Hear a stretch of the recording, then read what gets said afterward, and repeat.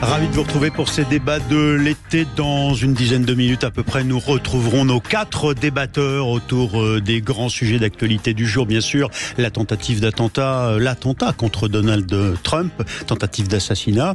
Et puis bien sûr, les échéances politiques nationales avec cette semaine, sinon de tous les dangers, du moins de toutes les échéances pour un gouvernement à constituer, puisque demain, normalement, le président de la République accueille la démission, accepte la démission de Gabriel Attal, et puis l'Assemblée nationale qui doit constituer ses groupes. On doit savoir un petit peu où on en est. Voilà pour un des sujets, puis on parlera des finances publiques. Avant de revenir avec nos débatteurs, on va totalement changer de sujet avec une polémique qui est un petit peu souterraine pour l'instant, mais qui commence à prendre corps.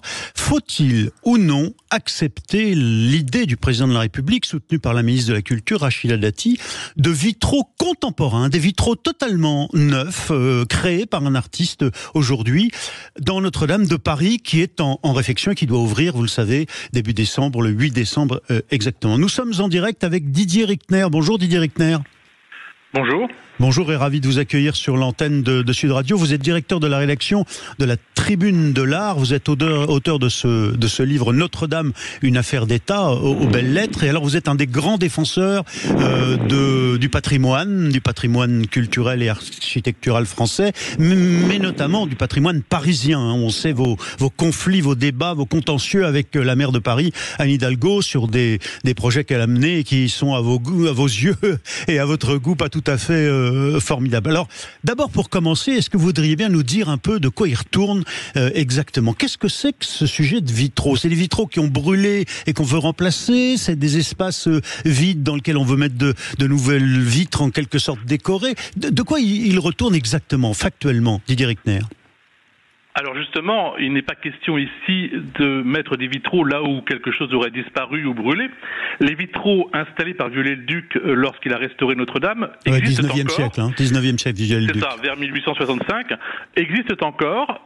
Ils répondent à tous les vitraux de la nef qui sont tous dus au dessin de Viollet-le-Duc, qu'il a fait faire par des maîtres verriers. Ouais. Il a conçu cela dans l'esprit du Moyen-Âge, en essayant de trouver des couleurs, une lumière qui correspondait à ce qu'il pensait, en tout cas, ce qu'on pensait à l'époque être le Moyen-Âge, et avec une unité de toute cette nef. Or, l'idée ici est d'enlever ces vitraux. On les enlèverait complètement. Complètement, dans six chapelles, ouais. Alors qu'ils ont été faits pour cet endroit et qu'ils sont classés monuments historiques avec l'ensemble de la cathédrale, et de les remplacer par d'autres vitraux contemporains. Donc l'idée n'est pas d'être contre, je ne suis pas contre les vitraux contemporains dans les édifices anciens. J'ai vu très récemment à Chartres, dans la chapelle qui se trouve, qui va maintenant abriter le trésor, qui se trouve derrière le chœur, qui est une chapelle du XIVe siècle, il y avait des verres blancs. On a remplacé par des vitraux contemporains qui vont être inaugurés bientôt et ça ouvrira en septembre. Eh bien, c'est magnifique. Donc, ça n'est pas contre des vitraux contemporains. Oui, mais n'empêche que vous opposez à 7 ans. Vous dites sur le principe, je suis pas contre des vitraux contemporains, mais n'empêche que ceux-là, vous les voulez pas. Pourquoi?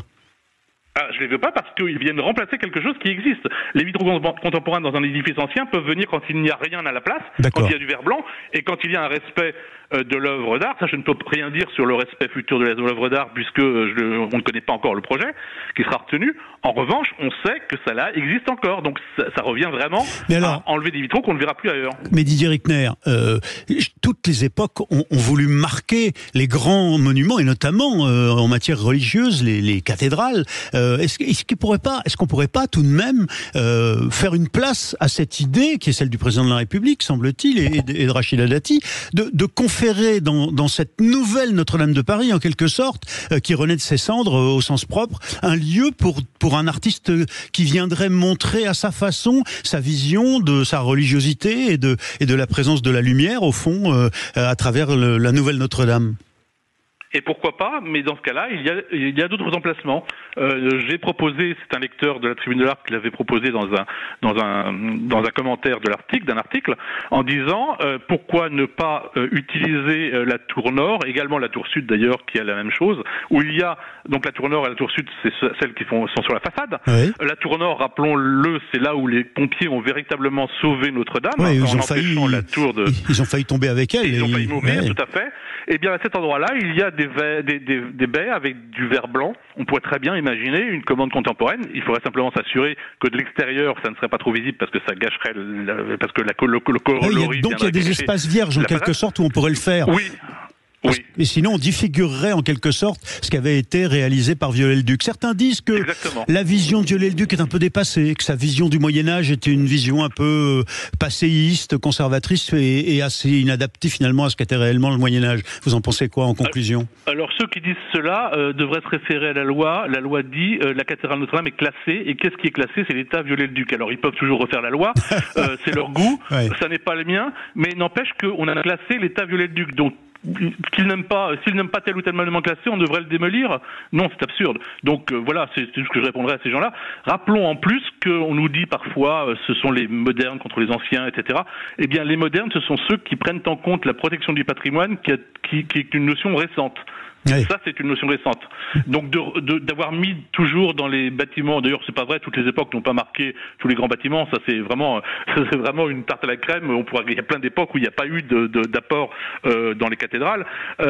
Donc, d'abord, ce n'est pas vrai. Et ensuite, on a dit, à un moment donné, la cathédrale est classée monument historique. Ça ne veut pas dire ne pas la faire évoluer à la marge, mais certainement pas d'une manière comme celle-ci. Merci infiniment, Didier Reckner, d'être venu nous apporter votre vision de ce débat, vitraux contemporains ou pas à Notre-Dame de Paris. Vous êtes le directeur de la rédaction de la Tribune de l'Art et vous avez publié Notre-Dame, une affaire d'État aux belles lettres. Didier Reckner, on vous retrouvera sur d'autres débats sans doute avec nos débatteurs pour les débats de l'été. À tout de suite sur Sud Radio. Restez avec nous. Sud Radio. Sud Radio. Parlons vrai. Parlons vrai. Sud Radio. Parlons